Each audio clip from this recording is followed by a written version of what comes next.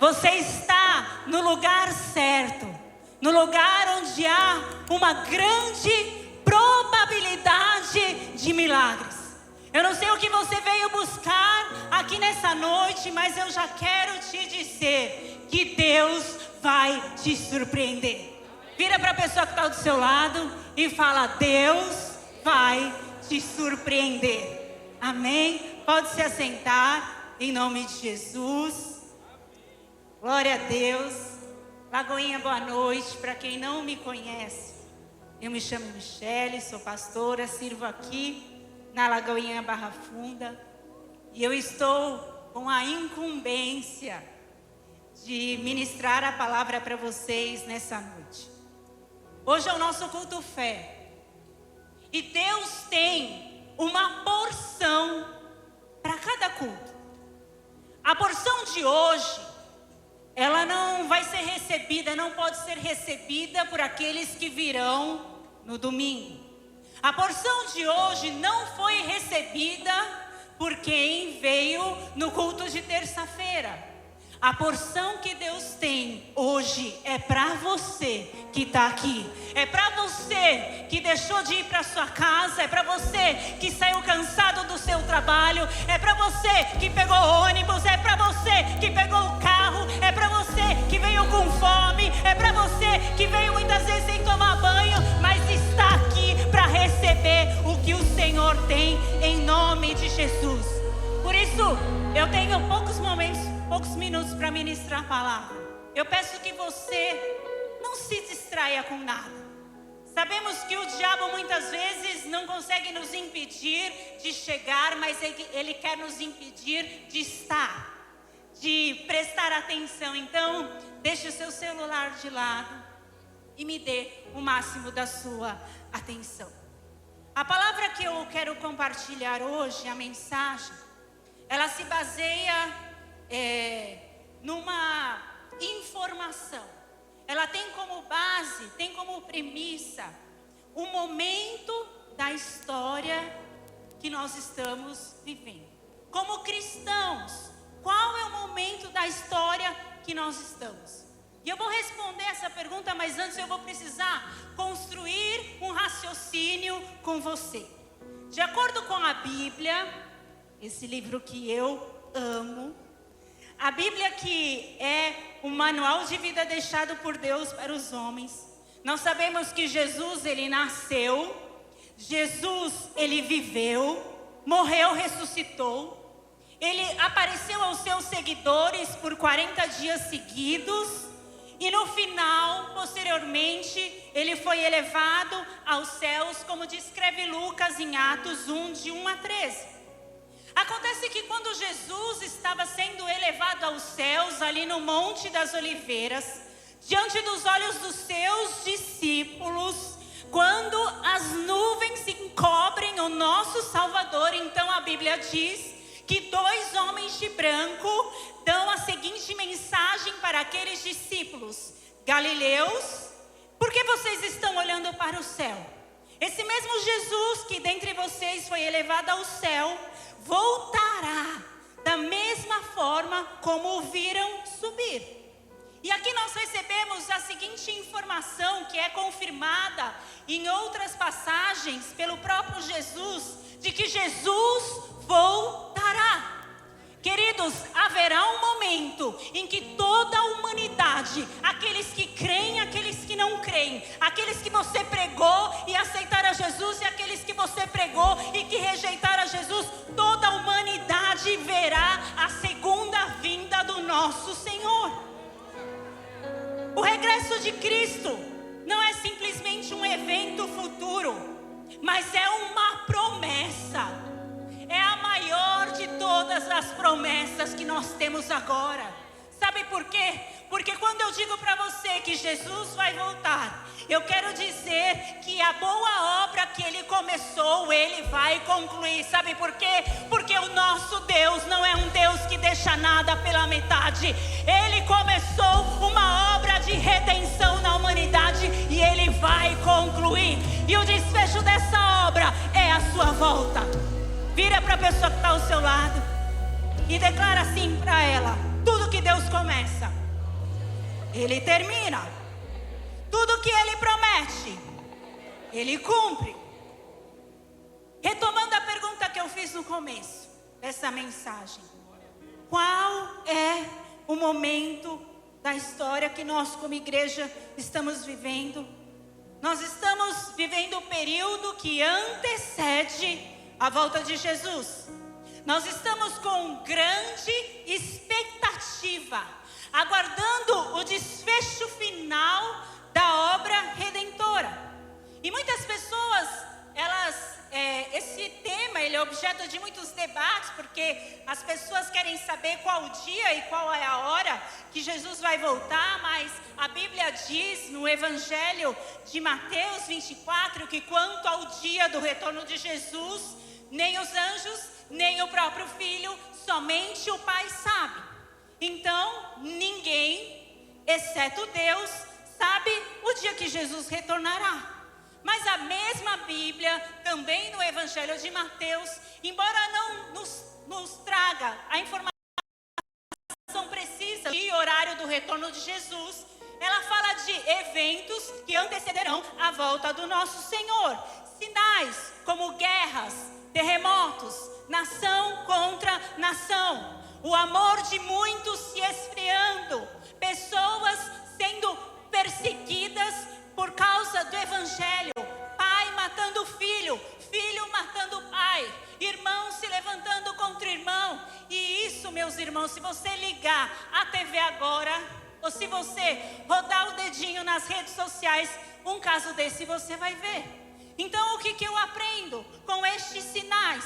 Eu não sei quando Jesus vai voltar, mas eu sei que Ele está a caminho. Eu posso até não saber o dia e a hora, mas eu sei que Ele vai voltar, porque Apocalipse 22, 7 diz: eis que venho sem demora, eis que venho sem demora. Maranata, ora vem Senhor Jesus. Olha que coisa interessante. Quando Jesus estava entre os seus discípulos na terra, Ele avisou várias vezes para os seus discípulos que Ele ressuscitaria. E o que aconteceu? Ressuscitou. Sim ou não? Então vou voltar. Quando Jesus estava na terra, Ele avisou várias vezes para os seus discípulos, que às vezes não compreenderam na plenitude aquela informação, que Ele ressuscitaria. E Ele ressuscitou. Pois esse mesmo Jesus que disse que ressuscitaria e ressuscitou, está nos falando, está nos lembrando nessa noite que Ele voltará. Então, meus irmãos, certamente não tardará o nosso Senhor, Ele voltará. E nesse momento você pode estar se perguntando: pastora, mas o nome do culto é o qual? Qual é o nome do culto? Culto Fé. Então, pastora, eu até estou entendendo aí a sua mensagem, tá legal, eu creio em Jesus, sei que Ele vai voltar. Mas sabe qual é a questão, pastora? O que eu vim procurar hoje, o que eu vim buscar hoje, é algo mais urgente. Eu acho que Jesus vai demorar um pouquinho. Eu estou precisando de uma solução para amanhã, pastora. É boleto amanhã, é aluguel amanhã para pagar, é amanhã que eu tenho que resolver coisas no meu trabalho. Pastora, o que eu preciso é de uma direção, porque eu estou desempregada, porque o diagnóstico do médico chegou na minha casa e ele não é favorável. Eu estou muitas vezes passando por problemas no casamento, meu filho está distante do Senhor. E o que tem a ver, pastora? Isso que você está me falando, que Jesus vai voltar, com a luta que eu estou passando, com a direção que eu venho buscar hoje. Tem tudo a ver. Vira para o irmão que está do seu lado e diz: tem tudo a ver. Sabe por quê? Por dois motivos, meus irmãos. Primeiro, porque todos os que estão aqui, todas as pessoas que compõem a humanidade, um dia se encontrarão com Cristo. Seja porque você foi até Ele, em virtude do evento morte, seja porque Ele voltou e te buscou. Todos nós, em algum momento, nos encontraremos com o Senhor.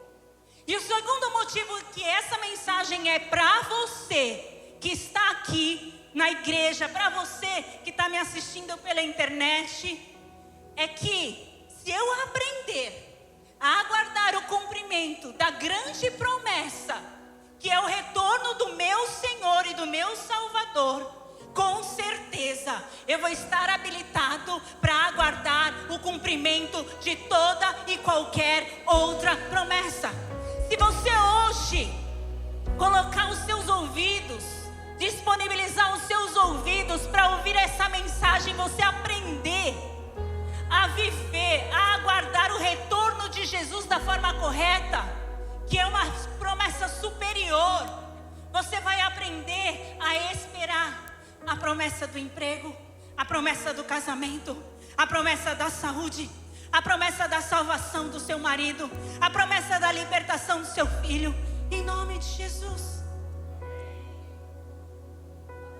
A questão central da mensagem de hoje é: o que eu devo fazer até que Jesus volte? Qual é a expectativa de Deus a meu respeito nesse tempo? Qual é o estilo de vida que eu tenho que adotar até que a promessa de Deus se cumpra?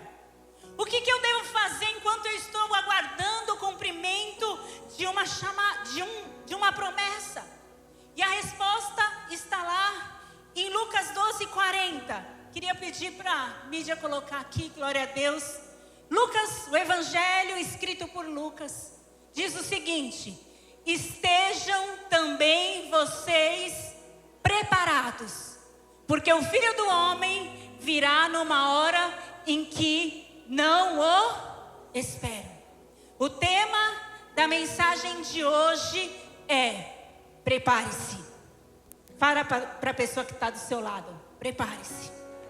Hoje é o dia que você vai sair daqui preparado para viver as superiores promessas do Senhor para a sua vida. E como que eu me preparo? Como que eu faço para aguardar o cumprimento da promessa de Deus? Para esclarecer, eu vou usar a parábola das 10 virgens, que está escrito lá no Evangelho de Jesus, escrito por Mateus. Vou pedir para a mídia me ajudar e colocar aqui. Mateus 25, nós vamos ler do 1 ao 13. É uma parábola conhecida para a maioria de nós, e ela diz o seguinte: o reino dos céus será, pois, semelhante a 10 virgens, que pegaram suas candeias e saíram para encontrar-se com o noivo.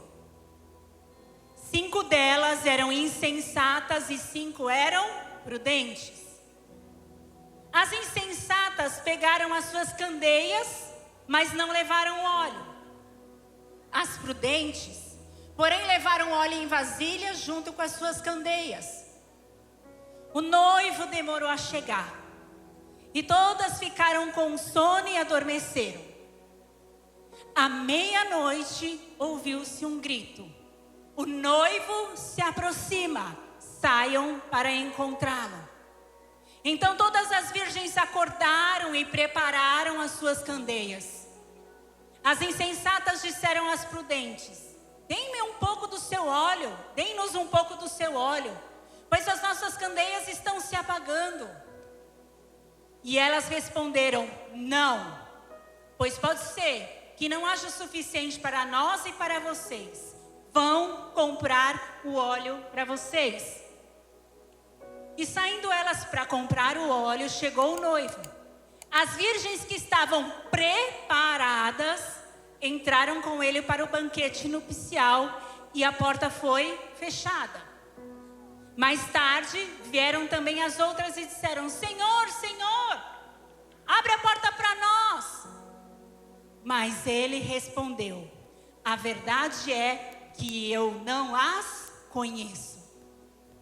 Portanto, vigiem, porque vocês não sabem nem o dia e nem a hora. Eu amo a palavra de Deus, porque a palavra de Deus, ela não traz só a informação. ela não traz para nós somente o relato da promessa de Deus, mas ela também traz o ensinamento, a direção, o que eu devo fazer até que a promessa de Deus se cumpra. Eu amo a palavra de Deus porque ela é muito melhor do que os livros de autoajuda, porque ela é uma ajuda do alto.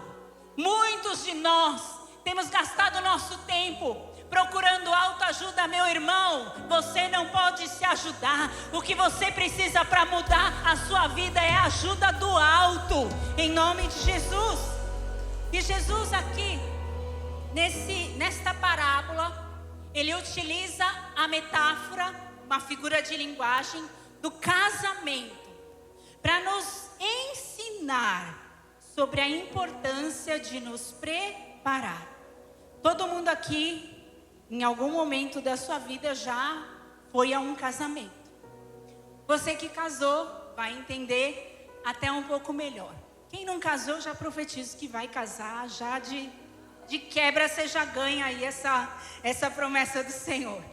Todo mundo que já casou, todo mundo que acompanhou um casamento sabe que a cerimônia do casamento, ela é o resultado de meses de preparação. Ela é o resultado, algumas vezes, de anos de preparação. Você não consegue conhecer alguém e falar, vamos casar amanhã? Só se você casar de qualquer jeito. Porque se você for seguir o ritual normal, você vai preparar a igreja, você vai encomendar o vestido, você vai comprar os doces, você vai preparar a lista de presente. Envolve toda uma preparação. Para viver e para desfrutar daquela cerimônia, você precisa se preparar. Para viver a promessa de Deus, você também precisa se preparar.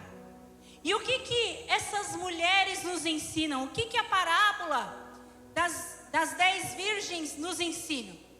Primeiro eu aprendo aqui nessa parábola que eram 10 mulheres virgens. Elas têm pontos em comum. Todas eram mulheres, todas eram virgens, separadas. Todas aqui desejavam encontrar o noivo, que é a representação de Jesus. Todas tinham uma candeia. O que é uma candeia? Isso daqui é um bom exemplo do que é uma candeia. É um elemento de barro que você coloca ali o azeite e você coloca também, eu estou tentando lembrar o nome, o pavio, para que seja aceso. Quanto mais azeite tem, mais tempo aquele pavio permanece aceso. Então, eu vejo aqui que a candeia é esse recipiente de barro. Então, todas eram mulheres, todas eram virgens, todas tinham uma candeia, todas tinham o fogo aceso. Mas então, qual é a diferença que há entre essas mulheres? Porque a Bíblia chamou 5 delas de sábias, prudentes, e chamou as outras 5 de imprudentes, nécias ou loucas, dependendo da tradução que você usar. E a primeira lição que eu aprendo com a parábola das 10 virgens é que as sábias, as virgens sábias, mantiveram o fogo aceso até o noivo voltar. Mantiveram o fogo aceso até o noivo voltar. Lucas 12:35 diz o seguinte. Lucas 12:35. Estejam prontos para servir e conservem acesas as suas candeias. Deus está me ensinando e Deus está te ensinando algo nessa noite. Não é sobre ter fogo, porque as nécias e as prudentes tinham fogo. As loucas e as prudentes tinham fogo. As duas tinham fogo. Não é sobre ter fogo. É sobre manter o fogo aceso até Jesus voltar. Trazendo isso para a nossa realidade prática, para o nosso dia. O que a palavra quer nos ensinar nessa noite? Não é sobre começar com Jesus que eu vim ministrar. É sobre permanecer com Jesus até que a promessa dele se cumpra.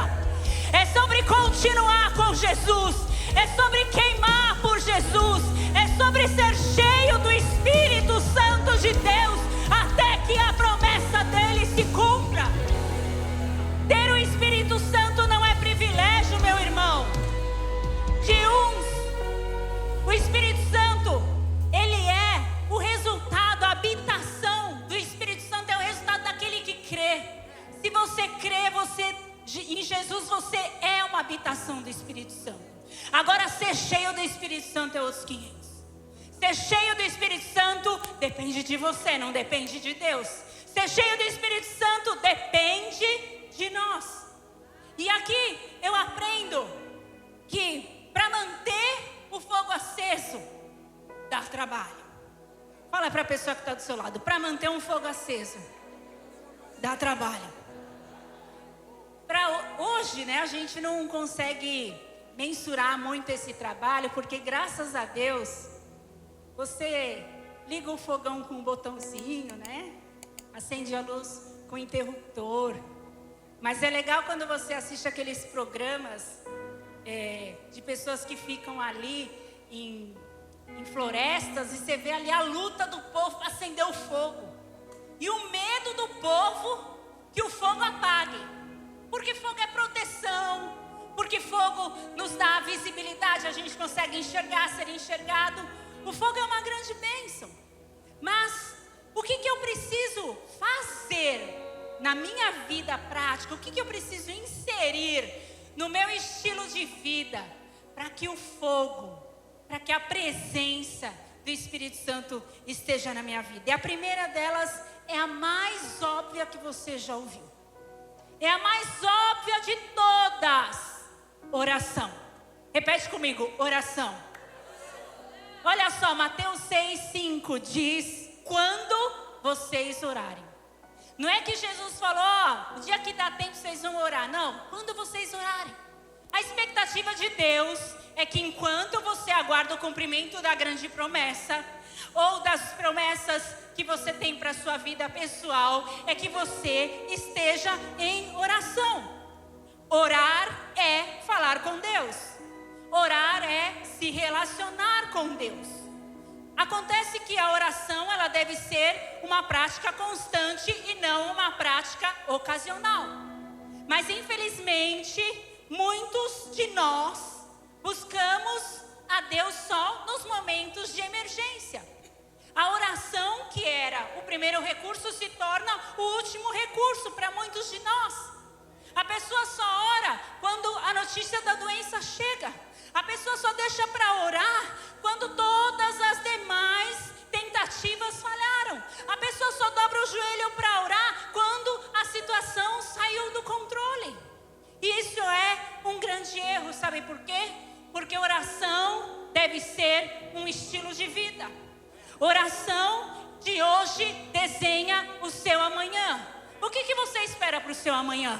Começa a desenhar o seu amanhã hoje, orando, colocando diante de Deus, colocando os teus planos diante do Senhor. Esse é um dos papéis da oração. Não espere, meu irmão, sobrar tempo para você orar, porque eu já vou te dar a notícia, e ela não é boa. Não vai sobrar tempo para você orar. Você precisa inserir a oração na sua rotina. Você precisa inserir no seu dia a dia. Pode ser que você não consiga ter ali um momento de ficar 1 hora no seu quarto, mas quando você acordar, abrir os seus olhos, você já começa a orar. Você está no carro, você já começa a orar. Você está indo para o trabalho, você continua orando. E vai orando assim até o final do dia. E quem sabe você não vai ser como um homem que eu nunca lembro o nome, mas que perguntaram para ele quantas vezes ele orava por dia, porque ele era um grande homem de Deus, e ele respondeu: uma só. E aí o entrevistador do New York Times falou: como? Uma vez só? Ele falou: da hora que eu acordo até a hora que eu vou deitar. Ou seja, era uma vida constante de oração. O que eu venho falar aqui para vocês nessa noite não é sobre você orar 10 horas hoje e voltar a orar 10 horas daqui 15 dias, não. O que eu quero propor para você, de acordo com a palavra de Deus, é que você separe um período para orar todos os dias. Você sabia, agora dado alarmante, se tivesse aquelas músicas de era agora o momento. Dado alarmante. Você sabia que a maioria dos cristãos, infelizmente, não conseguem consagrar, oferecer nem 1% do seu dia em oração a Deus? Tô passada, tô bege. Pois é, cada hora tem 60 minutos, 24 vezes 60, anotado aqui porque eu não sei fazer esse cálculo, dá 1.440 minutos. 1% de 1.440 minutos, arredondando, são 15 minutos. Infelizmente, a maioria dos cristãos não oram nem 5 minutos por dia. Quanto mais 15 minutos por dia. Como é que eu quero ter uma vida plena em Jesus se eu não consigo consagrar 1% do meu dia em oração? Como é que eu quero ter vitória na minha vida se eu dou 100% para todo o resto, se eu não dou 1% para o Senhor? Chegou o tempo da igreja despertar para a oração. Eu te convido nessa noite a estabelecer pelo menos 15 minutos de oração por dia. Pelo menos 1%. Sabe por quê? Porque a oração vai te levar a viver coisas extraordinárias. A oração vai te levar e vai te poupar. Quando você ora, você é poupado de muitas situações. Às vezes você acha, eu não vou perder tempo orando. Hoje é o dia mais difícil da minha vida, eu tenho tantas coisas para resolver. Como que eu vou passar, pastora, 30 minutos orando?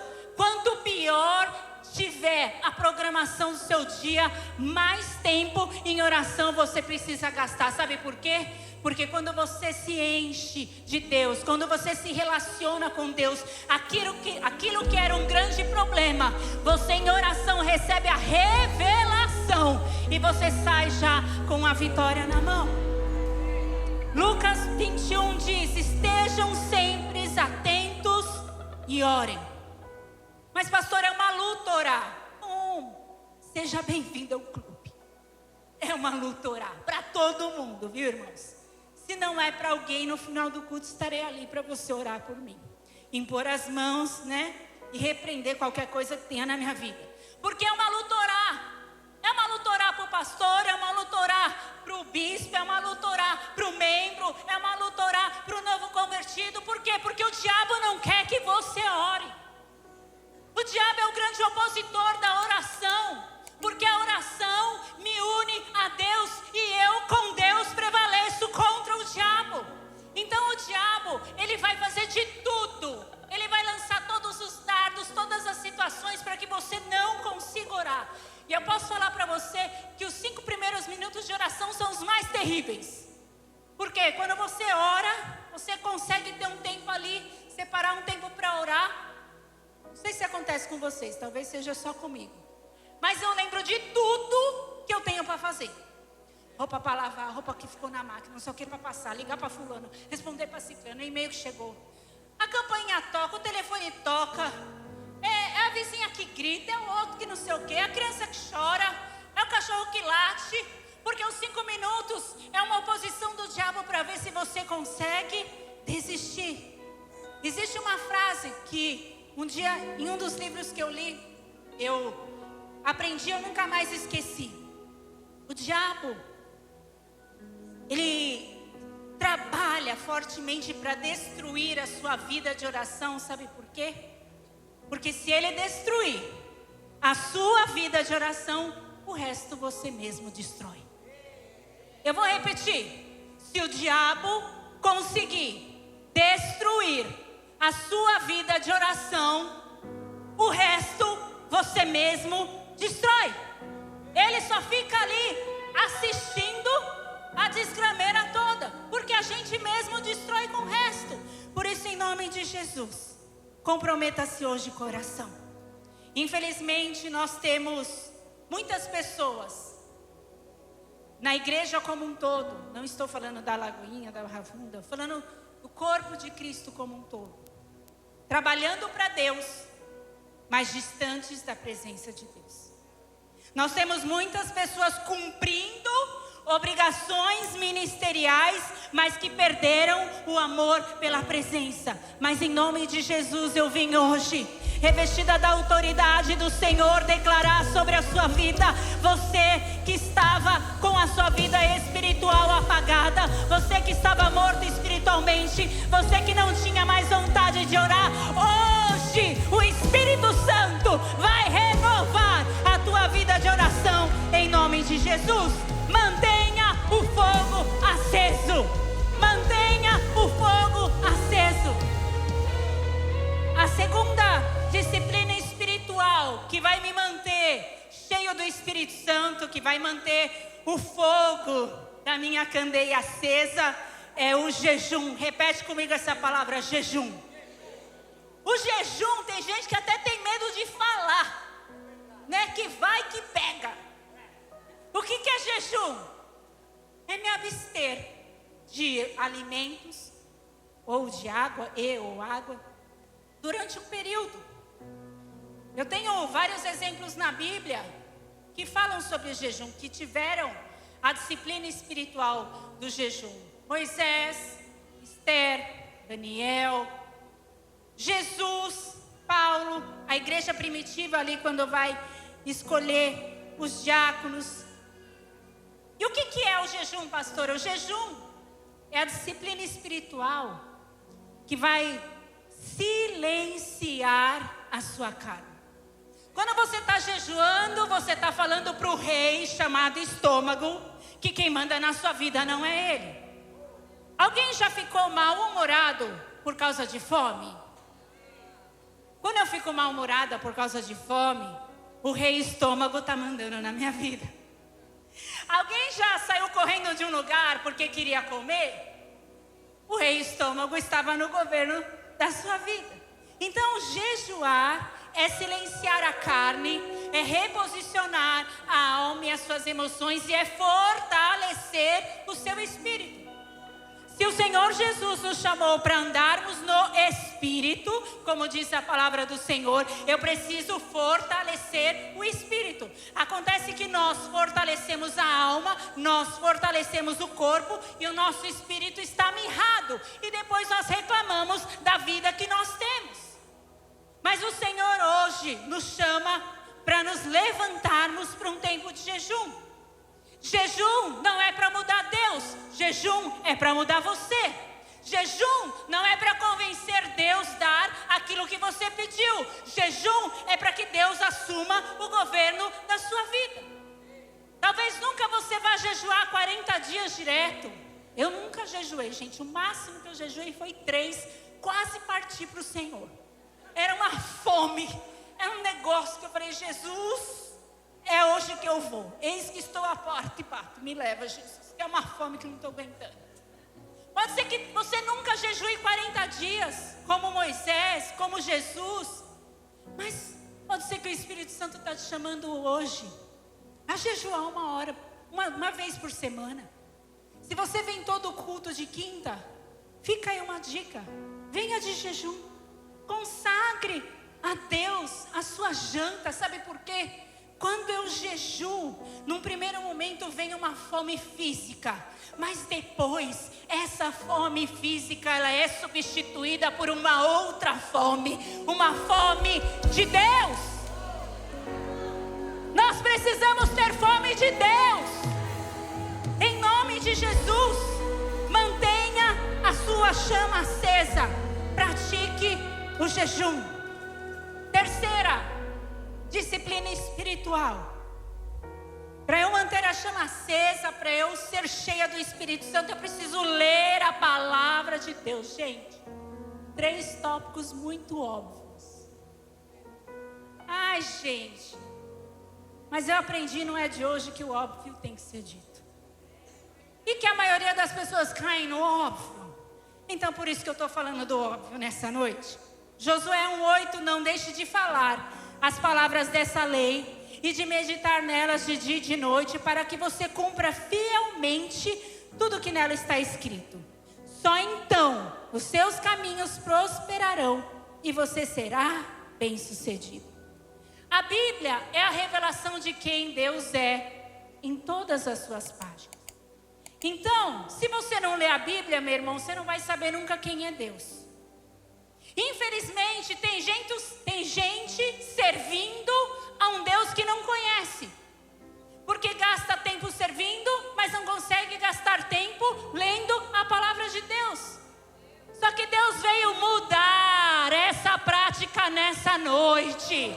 Oh, porque o Senhor está levantando uma igreja que não só vai servir, mas que também vai conhecer o Deus a que serve, em nome de Jesus. Se proponha a ler 3 capítulos de segunda a sábado. No domingo 4, no final de um ano, você terá lido a Bíblia inteira.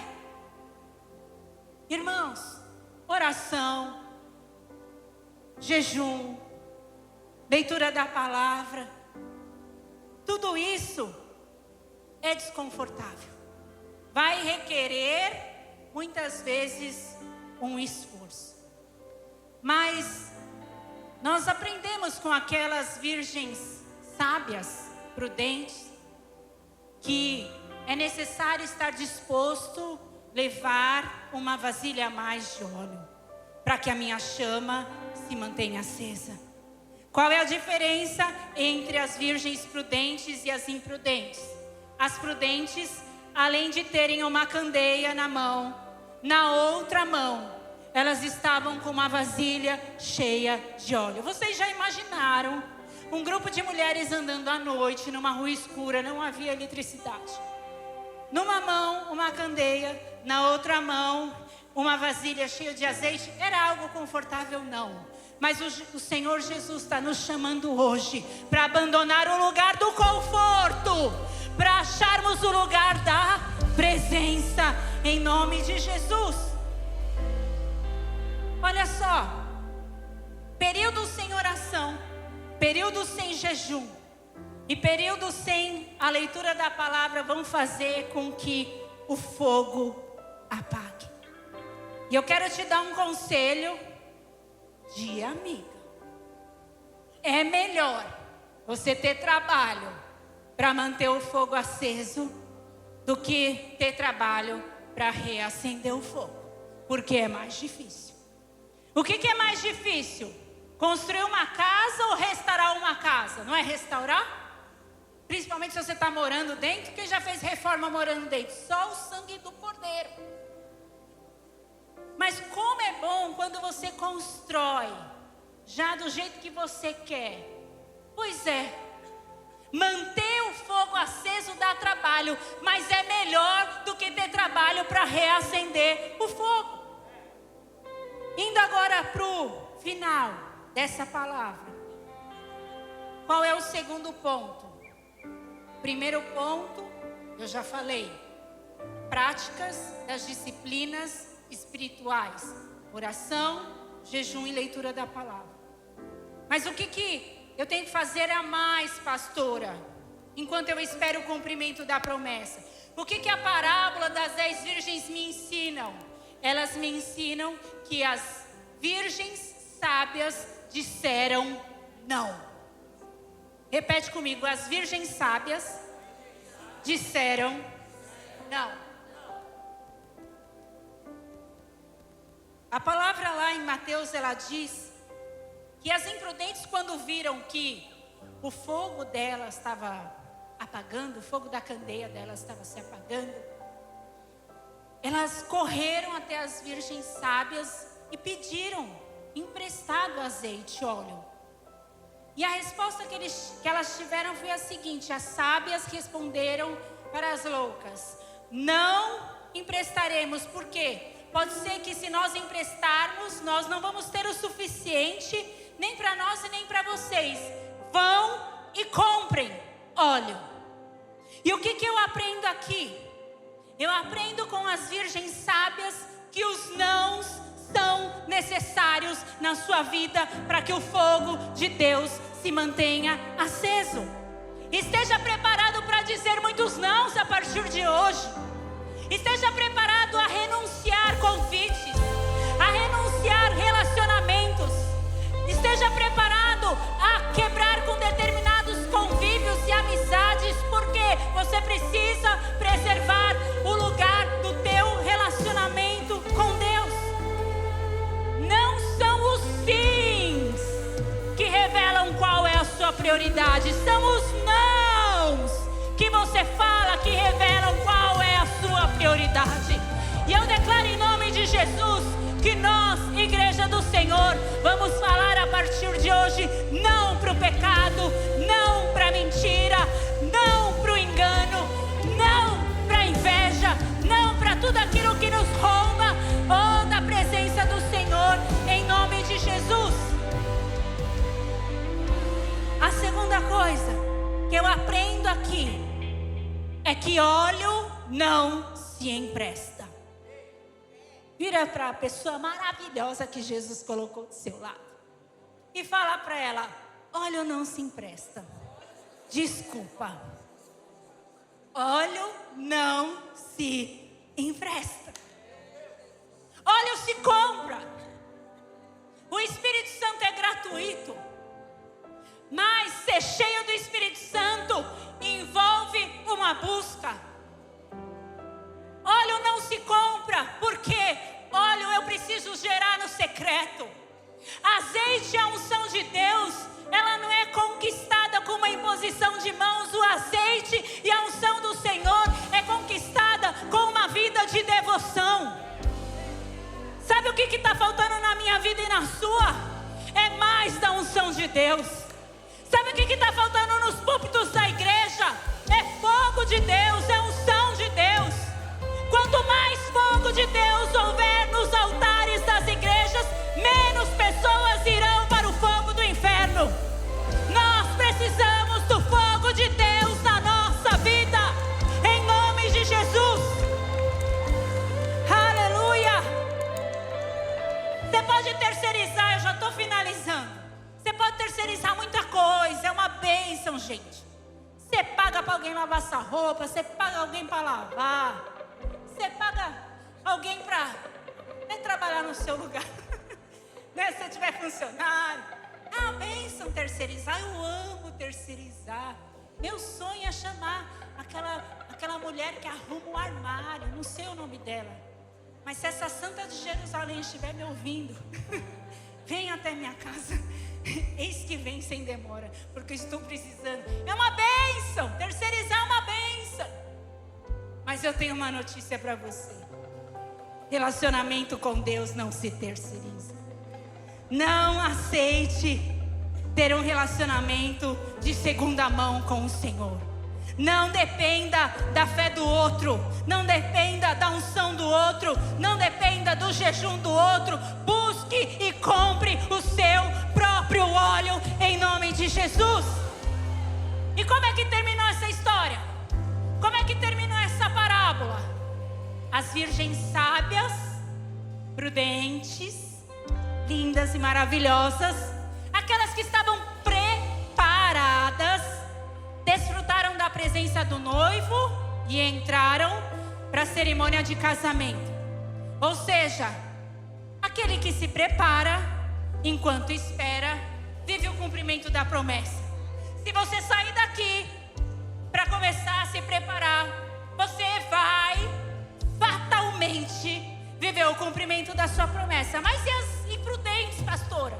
Bom, as imprudentes, as loucas, aquelas que saíram para comprar o óleo justamente na hora que o noivo chegou. Sabe aquele tipo de gente que faz a coisa certa na hora errada? Comprar o óleo era a coisa certa, mas a hora que o noivo estava chegando era errado. Deus não nos chamou para fazermos a coisa certa na hora errada. Deus nos chamou para fazermos a coisa certa na hora certa. Então, essas daí, as imprudentes, as nécias,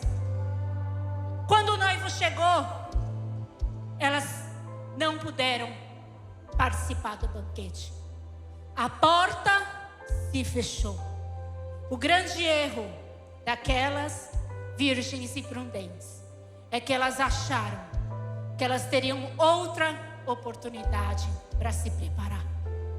O grande problema da maioria de nós é que nós deixamos para nos preparar na última hora.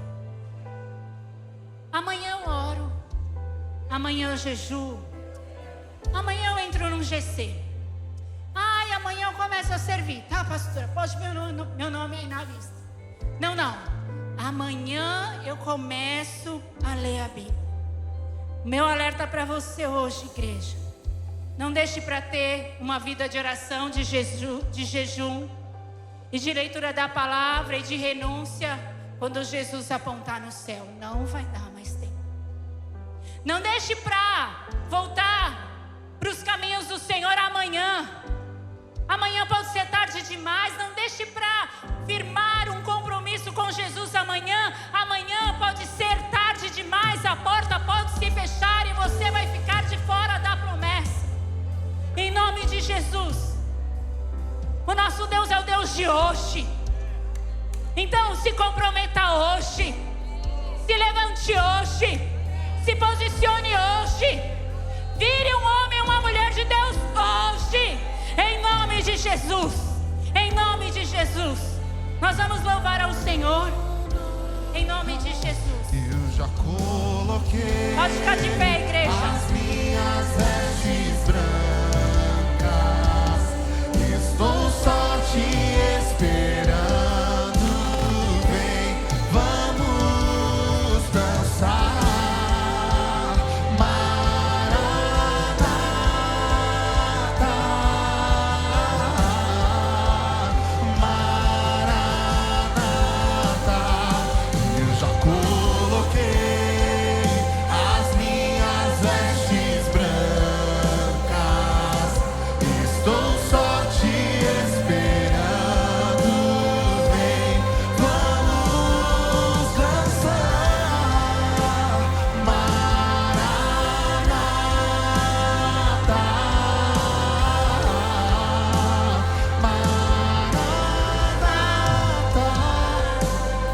Senhor, em nome de Jesus, eu quero orar agora pela sua igreja, por cada homem e mulher que o Senhor trouxe aqui nessa noite.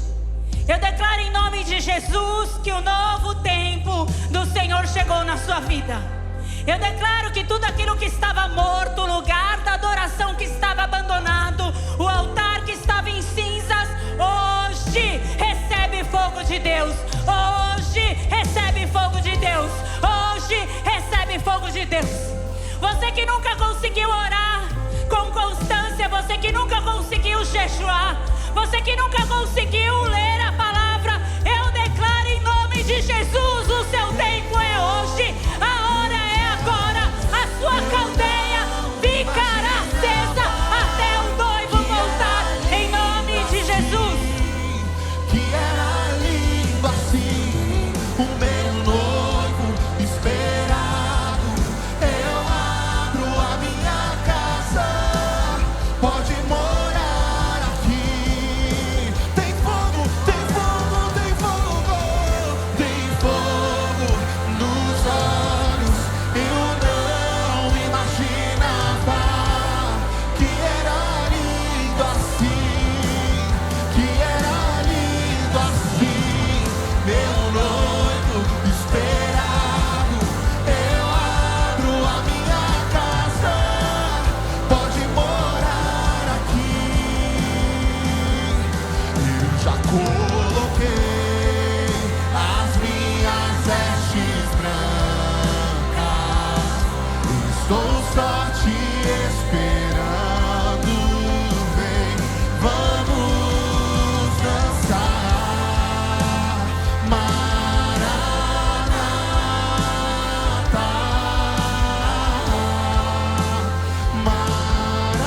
Declare isso, Lagoinha. Eu já Declare isso. coloquei.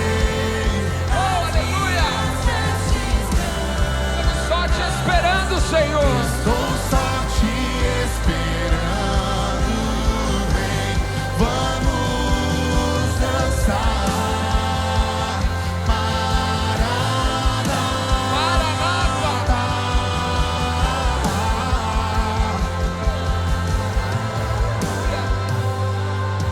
Aleluia, aleluia. Meu irmão, você já olhou bastante aqui para frente. Esse é o momento de você olhar para dentro de você. Esse é o momento seu e do Senhor. É claro que nós estamos aqui adorando ao Senhor, vivendo algo precioso na presença do Senhor em comunhão, mas esse é o momento de você olhar para dentro de você. Eu quero convidar você aí no seu lugar, a ninguém sair do lugar. Quero convidar você a colocar a tua mão sobre o teu coração. Nós vamos fazer agora a oração mais importante dessa noite. É uma oração que pode mudar a vida, completamente o rumo de uma pessoa. Eu queria que você entendesse algo. A pastora Michele falou aqui muito sobre a volta de Cristo, que nós devemos estar preparados, que nós devemos ali orar, ler a palavra, jejuar, clamar pela volta de Cristo. E talvez alguém pense, talvez alguém diga assim: mas João, Cristo está demorando tanto, são 2000 anos da promessa dele. 2 Pedro 3, versículo 9 diz: o Senhor não demora em cumprir a sua promessa, como julgam alguns. Ao contrário, Ele é paciente com vocês, não querendo que ninguém pereça, mas que todos cheguem ao arrependimento. Meu irmão, minha irmã, talvez você pense: mas faz tantos anos que Cristo fez a promessa de voltar e Ele ainda não voltou. Veja como isso é a graça, como isso é o amor do Senhor, porque Deus não quer que ninguém se perca. Deus não quer que ninguém se perca. Ele está dando chance, chance, chance para que a gente se arrependa, para que a gente olhe para Ele e confesse Jesus Cristo como nosso Senhor e Salvador.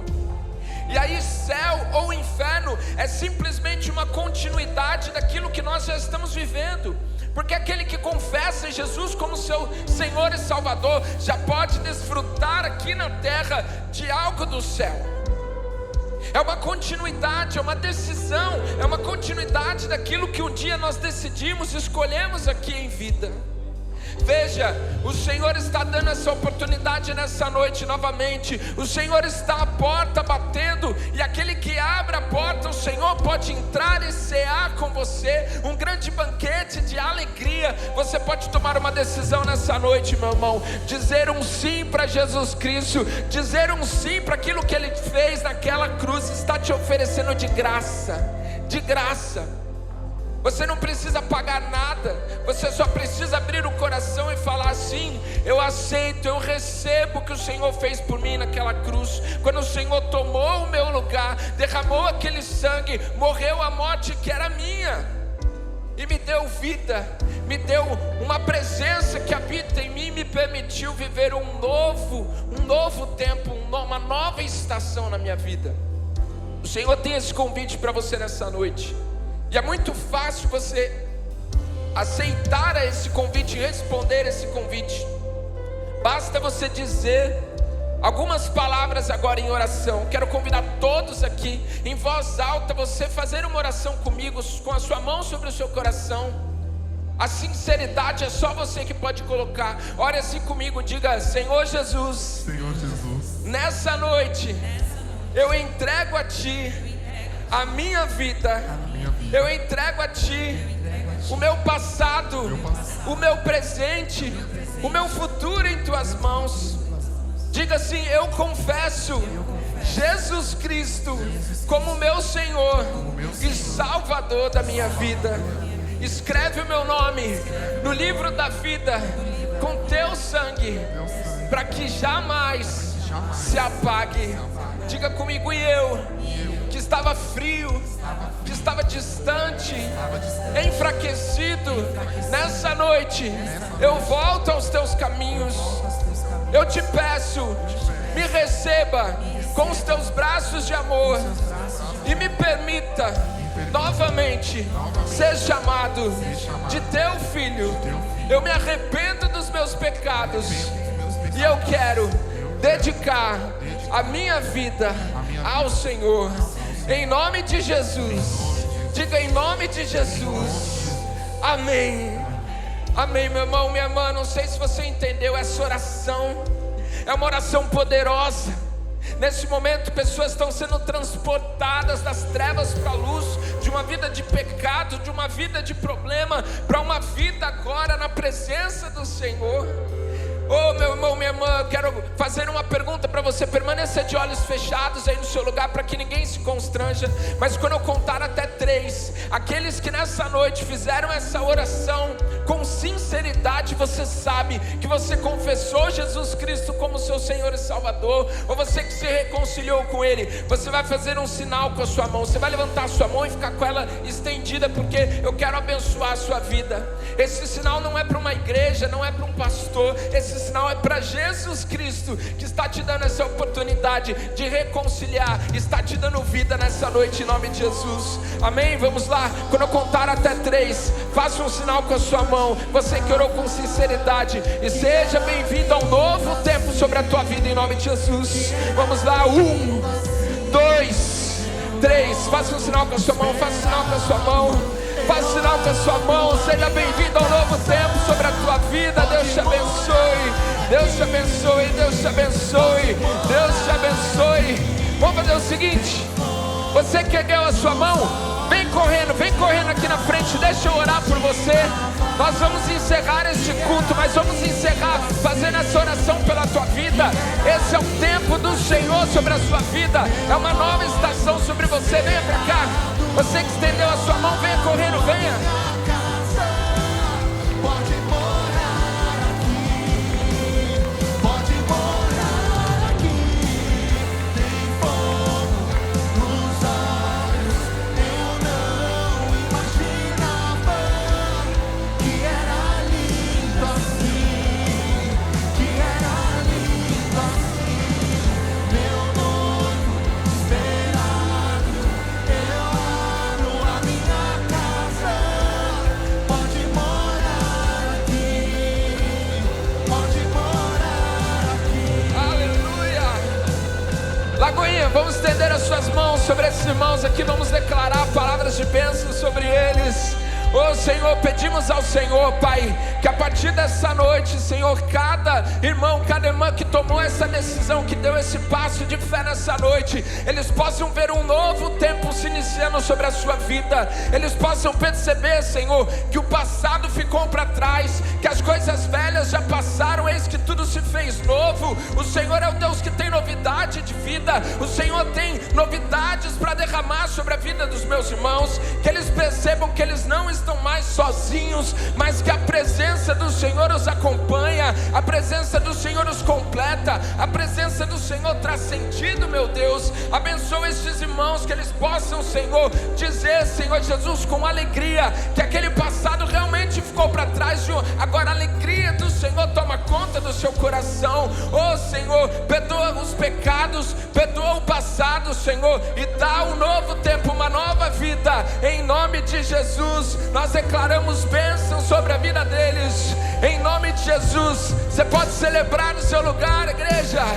Vamos aplaudir ao Senhor. Glória a Deus por isso. Aleluia. Meus irmãos, minhas irmãs, a palavra de Deus diz que quando alguém toma uma decisão como essa, há uma linda festa no céu. E se tem festa no céu nesse momento, tem festa aqui na sua casa. E eu queria convidar você, pela última vez eu vou contar até 3. Quando eu contar até 3, eu vou convidar você a virar para trás e receber o nosso abraço e ver essa linda festa que a gente preparou para vocês. Amém? Vamos contar, vamos juntos?